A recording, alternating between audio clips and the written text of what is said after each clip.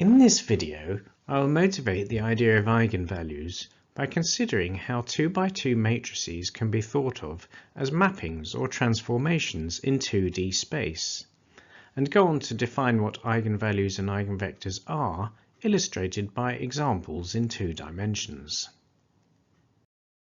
Let's consider a 2x2 matrix of the form shown here. This can be thought of as a mapping or transformation in 2D space acting on a vector. Okay, so what does this mean?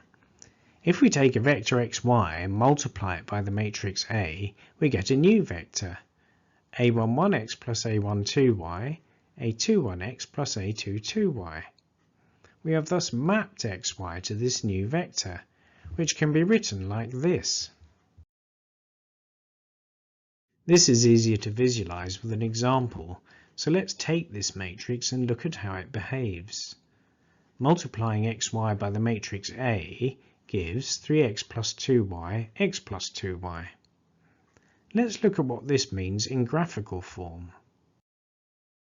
If we take a unit vector in the x direction, then ax is the vector 3, 1.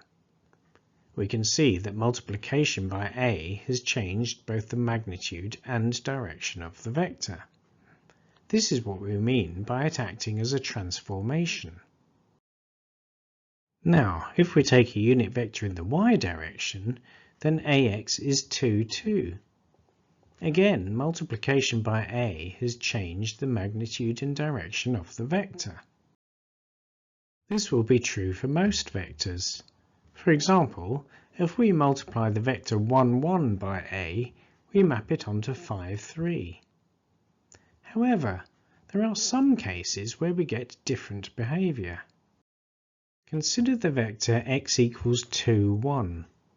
In this case, A maps x onto the vector 8, 4, which is in the same direction as the original vector, but has a magnitude 4 times greater.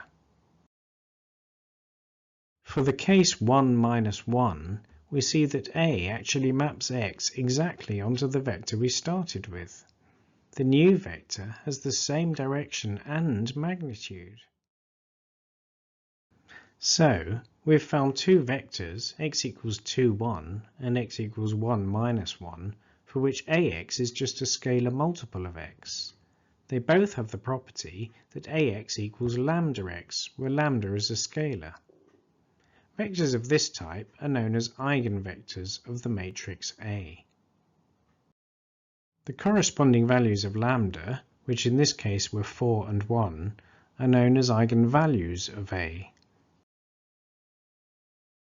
In general, then, an eigenvalue of a matrix A is a scalar, lambda, that satisfies this equation, and an eigenvector is the corresponding vector x. They are useful to know as they enable us to unravel intrinsic behavior of the matrix. To find them for a particular matrix, we need a method to solve this equation. Before we do that, let's remind ourselves of some properties of matrices. Consider the simultaneous equations 3x plus 2y equals 4 and x plus 2y equals 8. We can express these in matrix notation as AX equals B, where A is the matrix 3, 2, 1, 2 and B is the vector 4, 8. We can solve this equation by finding the inverse of A. To do this, we first calculate the determinant of A, which in this case is 3 times 2 minus 2 times 1, which equals 4. The inverse is then 1/4 times the matrix 2 minus 2 minus 1, 3, what we call the matrix of cofactors. Once we've done this, the vector x can be found by multiplying b by the inverse of a, giving 1/4 times minus 8, 20, which equals minus 2, 5. Thus, the solution to our pair of simultaneous equations is x equals minus 2 and y equals 5. Now, let's remind ourselves of the general form of this method. If we have the general 2x2 matrix shown here, the determinant is given by A11 times A22 minus A12 times A21, and the matrix of cofactors is A22 minus A12 minus A21 A11. The inverse of A is then given by 1 over the determinant times the matrix of cofactors. The key thing that we need to take away from this result is that the inverse only exists if the determinant is non-zero, since division by 0 is not possible. This leads to the well-known result that the equation AX equals B has a unique solution if and only if the determinant of A is non-zero. Conversely, if the determinant is 0, it tells us that the two equations A11x1 plus A12x2 equals B1 and A21x1 plus A22x2 equals B2 are linearly dependent, and they have an infinite number of solutions. This result can be generalized to square matrices of any size. Remember that to find the eigenvalues we need to solve the equation Ax equals lambda x. That is, we want to find a scalar lambda and a vector x for which 3, 2, 1, 2 times x equals lambda x. Now, we can write the right-hand side of this equation as lambda ix, where I is the identity matrix, giving us this equation. Multiplying the identity matrix by lambda, we have this equation. Now, if we subtract lambda 0, 0 lambda times x from both sides of the equation, we have 3 minus lambda 2, 1, 2 minus lambda times x equals 0, 0. Now, it's clear that the 0 vector is one solution to this equation. Thinking back to what we said earlier, then for there to be what we call non-trivial solutions, i.e. solutions other than the 0 vector, the determinant of the matrix on the left-hand side of this equation must be 0. This is known as the characteristic equation for the matrix A. Okay, so let's solve the characteristic equation. Notice here that I've switched to the notation of using vertical lines either side of the matrix to denote the determinant of the matrix. Employing the method I showed you earlier to find the determinant, we have the equation 3 minus lambda times 2 minus lambda minus 2 times 1 equals 0. Expanding this gives 6 minus 5 lambda plus lambda squared minus 2 equals 0.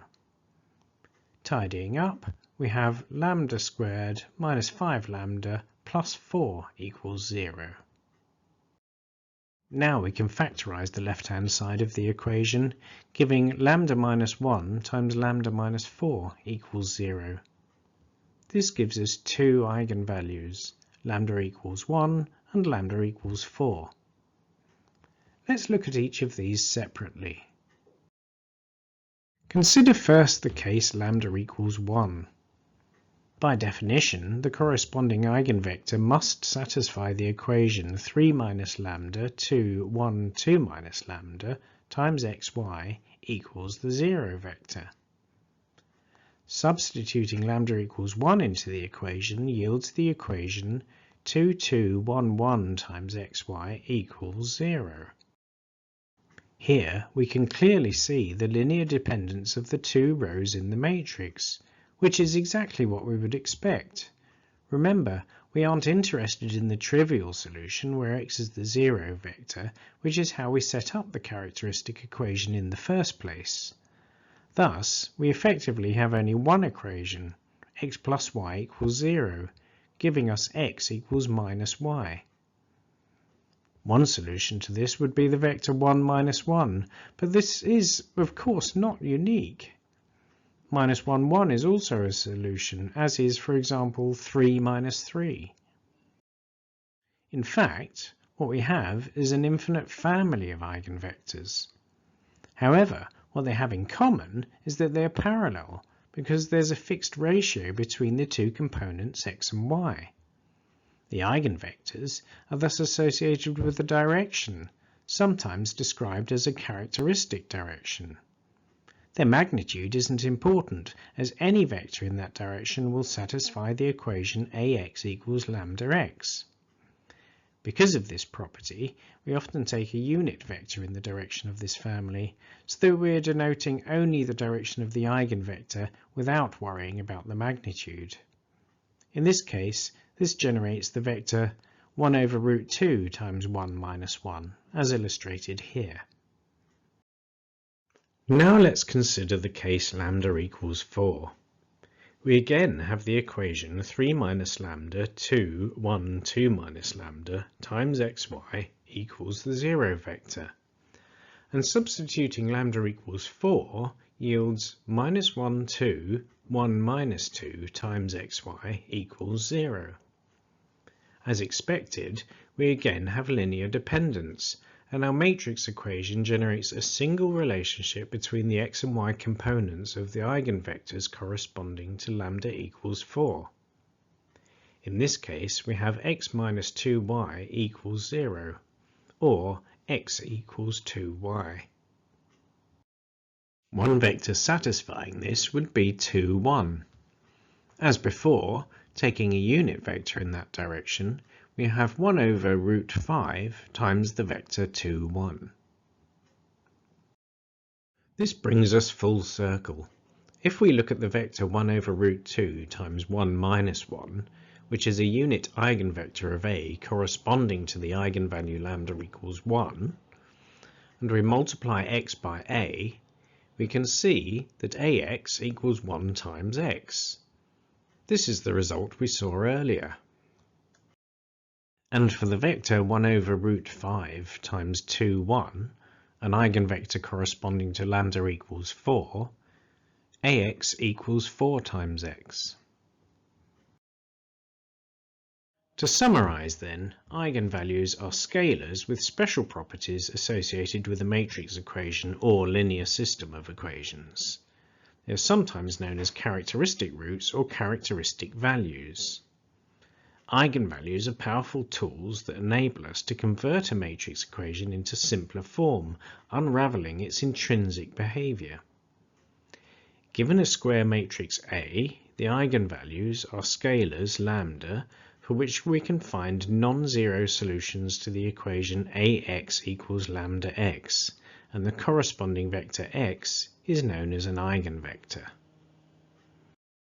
We can rewrite equation 1 as ax equals lambda ix, where I is the identity matrix, giving us a minus lambda I times x equals the 0 vector. Now, we know that x equals 0 is a solution to this equation. Thus, for non-zero or non-trivial solutions, we require the determinant of a minus lambda I to be 0.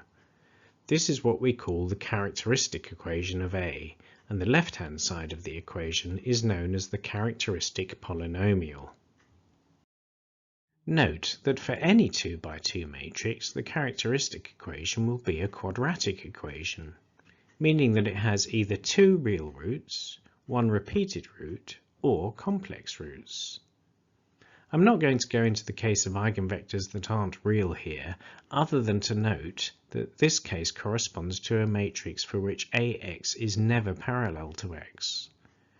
Remembering that matrices can be thought of as transformations, one obvious example of this is a rotation matrix, which does indeed generate complex roots.